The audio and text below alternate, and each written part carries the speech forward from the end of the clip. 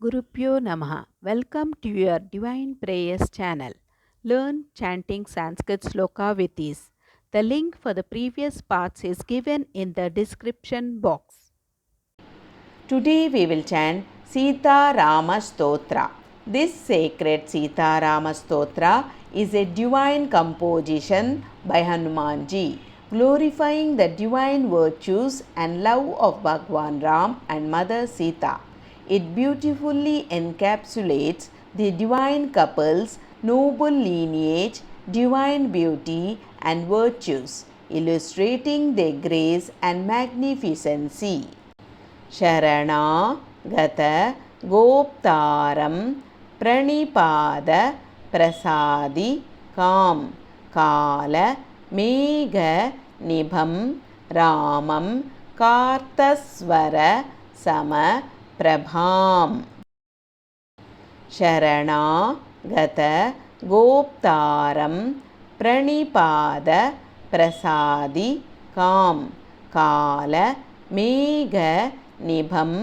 रामं कार्तस्वरसमप्रभाम् शरणागतगोप्तारं प्रणिपादप्रसादिकां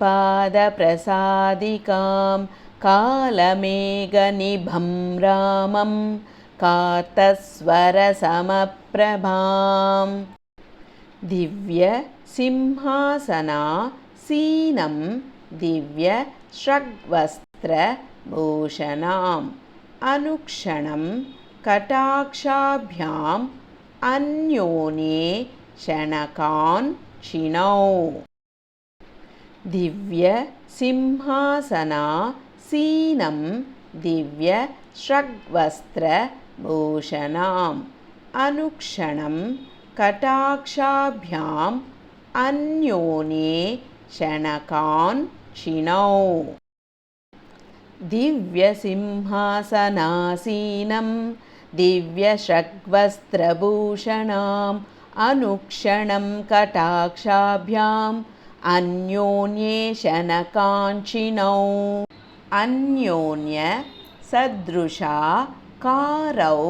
त्रैलोक्य गृह दम्पती इमौ युवां प्रणम्याहं भजाम्यद्य कृतार्थताम् अन्योन्य सदृशाकारौ त्रैलोक्य गृह दम्पती इमौ युवां प्रणम्याहं भजाम्यद्य कृतार्थताम् अन्योन्यसदृशाकारौ त्रैलोक्यगृहदम्पती इमौ युवां प्रणम्याहं भजाम्यद्य कृतार्थताम् अनेन स्तौति यः स्तुत्यं रामं सीतां च भक्तितः तस्य तौ तनुतां पुण्यासम्पदः सकलार्थदाः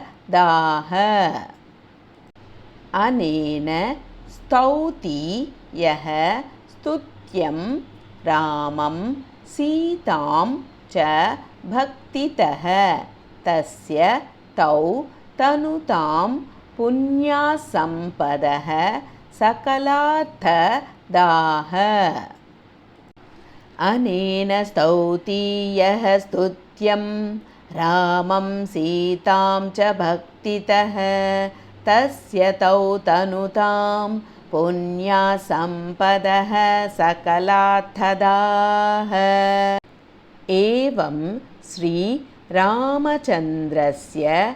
जानक्याश्च विशेषतः कृतं हनुमता पुण्यं स्तोत्रं सद्यो विमुक्तिदं यः पठेत् प्रातरुत्थाय सर्वान् कामानवाप्नुयात्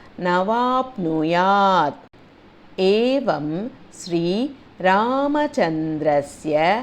जानक्याश्च विशेषतः कृतं हनुमता पुण्यं स्तोत्रं सद्यो विमुक्तिदं विमुक्तिदं यः पठेत् प्रातरुत्थाय सर्वान् कामानवाप्नुयात्।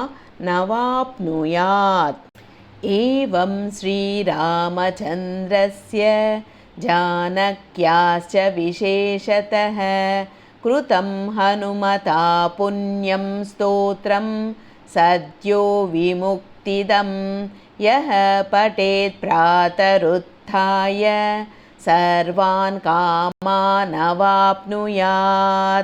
यदक्षरपदभ्रष्टं मात्राहीनं तु यत् भवेत् तत्सर्वं क्षम्यतां देव श्रीराम नमोऽस्तु ते।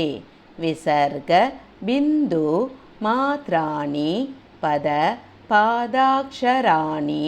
च न्यूनानि चातिरिक्तानि क्षमस्व श्रीराम।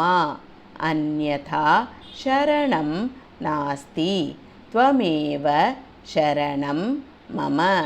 तस्मात् कारुण्यभावेन रक्ष रक्ष श्रीराम।